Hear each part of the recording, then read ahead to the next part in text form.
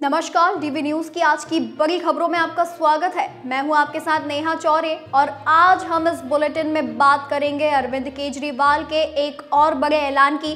जानेंगे चीन में फिर से कहर बरपा रहे नए वायरस के बारे में और क्या भारत के लिए गले की फांस बन जाएंगी शेख हसीना। देखेंगे औरंगजेब की हवेली पर चला बुलडोजर तो क्यों भड़के अखिलेश यादव।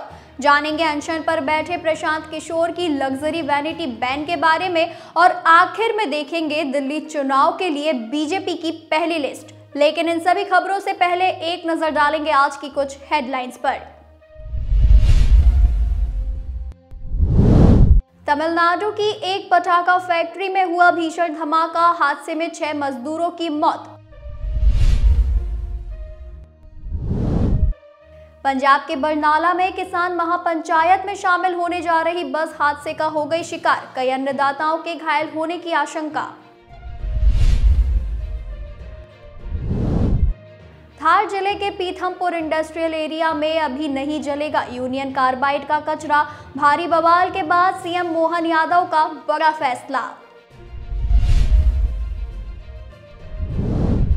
उत्तर प्रदेश की सियासी हलचल के बीच सीएम योगी आदित्यनाथ से मिले मंत्री आशीष पटेल, करीब आधे घंटे हुई बातचीत।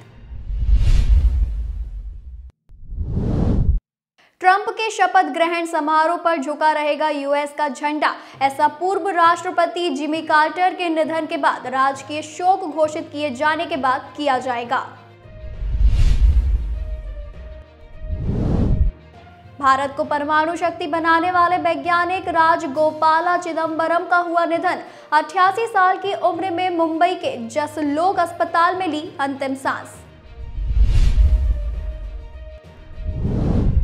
दिल्ली एनसीआर में कोहरे के कहर से रोड से आसमान तक थमी रफ्तार, आईजीआई एयरपोर्ट पर 470 फ्लाइट्स में हुई देरी, 95 ट्रेनें भी हुई रद्द। अजमेर दरगाह में चढ़ाई गई पीएम नरेंद्र मोदी की चादर, केंद्रीय मंत्री रिजिजू ने प्रधानमंत्री का संदेश पढ़ा, कहा देश में अच्छा माहौल चाहते हैं। जम्मू कश्मीर और हिमाचल प्रदेश में मौसम अचानक से ले सकता है करवट, 11 राज्यों में जारी हुआ अलर्ट, फिलहाल 4-5 दिनों तक कहर बरपाएगी ठंड। झारखंड के जमशेदपुर में लोगों को सतर्क करने के लिए अपनाया अनोखा तरीका, रास्ते पर यमराज बनकर लोगों के बीच उतरा युवक, दी हेलमेट पहनने की अनोखी सलाह। प्रधानमंत्री नरेंद्र मोदी ने शनिवार को ग्रामीण भारत महोत्सव का किया उद्घाटन, बोले 2012 में 26% थी गांव की गरीबी, अब रह गई सिर्फ 5%। ये तो थी कुछ हेडलाइंस, अब चलिए रुक करेंगे आज की सबसे बड़ी और खास खबरों की ओर। दिल्ली के पूर्व मुख्यमंत्री और आम आदमी पार्टी के नेशनल कन्वीनर अरविंद केजरीवाल ने दिल्ली वासियों के लिए एक और बड़ा ऐलान कर दिया है। उन्होंने कहा कि आपकी सरकार बनने पर पानी के सभी गलत बिल माफ कर दिए जाएंगे। केजरीवाल ने कहा कि दिल्ली में हमारी सरकार फ्री पानी उपलब्ध करा रही है, 20,000 लीटर पानी फ्री मिलता है। जब से मैं जेल गया तो पता नहीं इन्होंने यानी बीजेपी ने क्या क्या किया, दिल्ली वालों के लाखों रुपए के पानी के बिल आने लगे। उन्होंने कहा कि फिर से आम आदमी पार्टी की सरकार आने पर जिन लोगों के पानी के गलत बिल आए हुए हैं उन्हें भरने की जरूरत नहीं होगी, चुनाव के बाद उनके गलत बिल माफ कर दिए जाएंगे। ये मेरा सभी लोगों से वादा है, ये मेरी गारंटी है। दिल्ली के पूर्व सीएम अरविंद केजरीवाल ने कहा कि कांग्रेस को सीरियसली लेने की जरूरत नहीं है, क्योंकि जनता ने ही कांग्रेस पार्टी को सीरियस लेना बंद कर दिया है। केजरीवाल ने पंजाब की महिलाओं के दिल्ली में प्रदर्शन को लेकर कहा कि पंजाब की सभी महिलाएं आम आदमी पार्टी के साथ हैं, उन्हें हम पर भरोसा है। ये कांग्रेस और बीजेपी वालों की ओर से प्रदर्शन किया जा रहा है। उन्होंने कहा कि अब कांग्रेस और बीजेपी को औपचारिक रूप से ऐलान कर देना चाहिए कि वो मिलकर चुनाव लड़ रहे हैं। ये चोरी छिपे पीठ पीछे एक साथ अलायंस करना ठीक नहीं है। केजरीवाल ने प्रेस कॉन्फ्रेंस कर कहा कि अभी तक बीजेपी के पास से ना तो सीएम चेहरा आया है और ना ही कोई नैरेटिव आया है, ना ही दिल्ली को लेकर कोई विजन है कि वो क्या करेंगे। 10 साल में उन्होंने कोई काम नहीं किया। बीजेपी सिर्फ आम आदमी पार्टी को गाली देकर चुनाव जीतना चाहती है। वहीं बता दें कि चीन में ह्यूमन मेटान्यूमो वायरस के फैलने से वैश्विक स्तर पर स्वास्थ्य संबंधी चिंताएं बढ़ गई है, जिसके लक्षण फ्लू जैसे हैं जो कोविड-19 के समान है। जी हां, आपको बता दें कि इस पर दुनिया के अलग अलग देश नजरें बनाए हुए हैं। वहीं चीन ने देश में बड़े पैमाने पर फ्लू के प्रकोप संबंधी खबरों को अधिक तवज्जो नहीं देते हुए शुक्रवार को कहा कि सर्दियों के दौरान होने वाली सांस संबंधी बीमारियों के मामले पिछले साल की तुलना में इस साल कम गंभीर है। चीनी विदेश मंत्रालय ने कहा कि विदेशियों के लिए चीन की यात्रा करना सुरक्षित है। मंत्रालय के प्रवक्ता माओ निंग ने देश में इन्फ्लुएंजा ए और अन्य सांस संबंधी रोगों के फैलने को लेकर पूछे गए एक सवाल के जवाब में पत्रकारों से कहा कि सर्दियों के मौसम में सांस संबंधी संक्रमण चरम पर होता है। चीन में ह्यूमन मेटान्यूमो वायरस के फैलने से वैश्विक स्तर पर स्वास्थ्य संबंधी चिंताएं बढ़ गई है। इसके लक्षण फ्लू जैसे हैं और यह कोविड-19 के समान है, जिससे चिंता और भी अधिक हो गई है। सोशल मीडिया पर चीन के अस्पतालों में मास्क पहने लोगों की तस्वीरें और वीडियोस वायरल हो रहे हैं, जिससे 5 साल पहले कोविड प्रकोप की यादें फिर से ताज़ा हो गई है। कोविड की तरह HMPV के प्रकोप ने भी संभावित वैश्विक महामारी की चिंता को दोबारा पैदा कर दिया है। बांग्लादेश की अंतरिम सरकार ने 23 दिसंबर 2024 को भारत सरकार को एक राजनयिक नोट भेजकर देश की पूर्व प्रधानमंत्री यानी कि शेख हसीना के प्रत्यर्पण की मांग की थी। हालांकि ये माना जा रहा है कि भारत शेख हसीना के प्रत्यर्पण वाले अनुरोध पर किसी भी तरह का एक्शन लेने के मूड में नहीं है। भारतीय विदेश मंत्रालय ने प्रत्यर्पण अनुरोध के जवाब में अपने अगले कदम को स्पष्ट करने से इनकार कर दिया है। एक रिपोर्ट के मुताबिक इसे लेकर विदेश नीति विशेषज्ञ और बांग्लादेश में भारत के पूर्व उच्चायुक्त पिनाक रंजन चक्रवर्ती ने बांग्लादेश की ओर से शेख हसीना के खिलाफ ठोस सबूत पेश करने की बात कही है। उन्होंने कहा कि बांग्लादेश को वैसे सबूत पेश करने होंगे जिससे ये साबित हो कि शेख हसीना पर वे जो आरोप लगा रहे हैं वो सही है। प्रत्यर्पण एक न्यायिक प्रक्रिया है, इसीलिए ये जरूरी है। उन्होंने ये भी कहा कि दोनों देशों के बीच द्विपक्षीय प्रत्यर्पण संधि की उन धाराओं का भी सम्मान किया जाना चाहिए जो निष्पक्षता और सुरक्षा पर जोर देती है। मोहम्मद यूनुस के नेतृत्व वाली बांग्लादेश की अंतरिम सरकार इस बात पर जोर दे रही है कि वह शेख हसीना को मुकदमे का सामना करने के लिए भारत पर दबाव बनाना जारी रखेगी।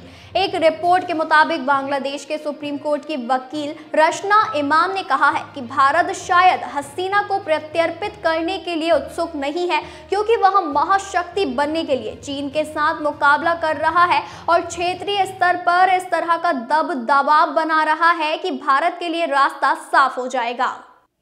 आगरा में ऐतिहासिक धरोहर पर बुलडोजर की कार्यवाही को लेकर सियासत गर्मा गई है। समाजवादी पार्टी के अध्यक्ष अखिलेश यादव ने औरंगजेब की हवेली गिराए जाने को लेकर निशाना साधा है और केंद्र सरकार के संस्कृति मंत्रालय से इस मामले में वैधानिक कार्यवाही करने की मांग की है। उन्होंने कहा कि खंडित हिस्से के पुनर्निर्माण कराया जाए और जो हिस्सा बचा है उसका संरक्षण सुनिश्चित किया जाए। सपा अध्यक्ष ने अपने आधिकारिक सोशल मीडिया अकाउंट एक्स पर ऐतिहासिक इमारतों पर बुलडोजर की कार्यवाही को लेकर निशाना साधा।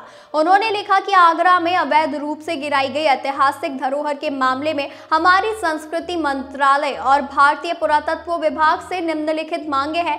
पहली है कि सभी दोषियों के विरुद्ध मामला दर्ज कराएं और वैधानिक रूप से दंडात्मक कार्यवाही सुनिश्चित करें। प्रशासनिक स्तर पर जो लापरवाही हुई है उसके खिलाफ अनुशासनात्मक कार्यवाही हो। जो हिस्सा खंडित हो गया है उससे पुनर्निर्माण का काम तुरंत शुरू किया जाए। जो शेष बचा है उसका संरक्षण सुनिश्चित किया जाए। उन्होंने लिखा कि भाजपा राज में न इतिहास बच रहा है न भविष्य बन रहा है।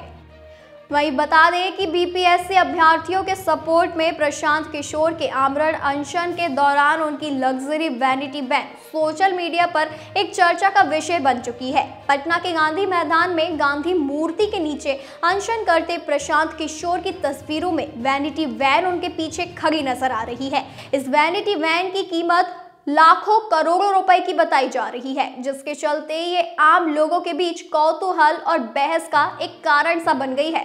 बताया ये भी जा रहा है कि गांधी मूर्ति के पीछे खड़ी करोड़ों की वैनिटी वैन में 5 स्टार होटल जैसी सभी सुख सुविधाएं तक उपलब्ध है। इसमें आरामदायक बिस्तर से लेकर बैठने के लिए सोफा सेट, वाईफाई और हाई टेक सुविधाएं शामिल है। सोशल मीडिया पर वैनिटी वैन की तस्वीरें वायरल होते ही आलोचनाएं शुरू हो गई है। कुछ लोगों ने इसे दिखावा और अनावश्यक ठाट बाट बताया, तो वही कुछ लोगों का कहना है कि प्रशांत किशोर इसी वैनिटी वैन में कपड़े बदलते हैं, बीच बीच में आराम भी करते हैं और देर रात इसी वैन में सो जाते होंगे। उधर जन सुराज अभियान का कहना है कि ये वैनिटी वैन प्रशांत किशोर के कामकाज और उनके स्वास्थ्य का ध्यान रखने के लिए इस्तेमाल की जा रही है।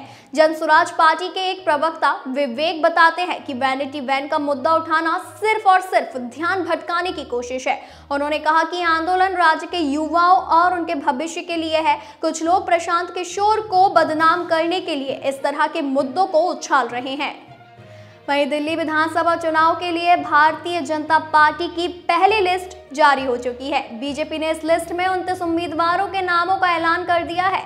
आपको बता दें कि केजरीवाल के खिलाफ पूर्व लोकसभा सांसद प्रवेश वर्मा को टिकट दिया गया है, जबकि भाजपा के दिग्गज नेता रमेश बिधूरी कालकाजी में दिल्ली की मुख्यमंत्री आतिशी के खिलाफ चुनाव लड़ेंगे। आम आदमी पार्टी छोड़कर बीजेपी में शामिल होने वाले कैलाश गहलोत को भी पार्टी ने विजवासन सीट से टिकट दिया है। प्रवेश वर्मा को टिकट मिलने से हाई प्रोफाइल नई दिल्ली विधानसभा सीट पर रोमांचक मुकाबला होने की उम्मीद है। कांग्रेस ने इसी सीट से दिल्ली की पूर्व मुख्यमंत्री शीला दीक्षित के बेटे संदीप दीक्षित को मैदान में उतारा है। अब इस सीट पर केजरीवाल, प्रवेश वर्मा और संदीप दीक्षित के बीच त्रिकोणीय मुकाबला होने वाला है, जो कि बेहद दिलचस्प होगा। बीजेपी ने आदर्श नगर सीट से राजकुमार भाटिया, बादली से दीपक चौधरी, रिठाला से कुलवंत राणा, नांगलोई जाट से मनोज शौकीन, मंगोलपुरी सीट से राजकुमार चौहान, रोहिणी से विजेंद्र गुप्ता, शालीमार बाग से रेखा गुप्ता, मॉडल टाउन से अशोक गोयल, करोल बाग से दुष्यंत कुमार गौतम, पटेल नगर से राजकुमार आनंद, राजौरी गार्डन से सरदार मनजिंदर सिंह सिरसा, जनकपुरी से आशीष सूद, विजवासन सीट से कैलाश गहलोत को टिकट दिया गया है और इसके साथ ही नई दिल्ली से प्रवेश साहिब सिंह वर्मा, जंगपुरा से सरदार तरविंदर सिंह, इसके अलावा मालवीय नगर से सतीश उपाध्याय, आरके पुरम सीट से अनिल शर्मा और घोंडा से अजय महावर को चुनावी मैदान में उतारा गया है। भाई ये तो थी आज की हमारी कुछ बड़ी और खास खबरें। ऐसी ही खास खबरों को जानने के लिए बने रहिए डीवी न्यूज़ के साथ।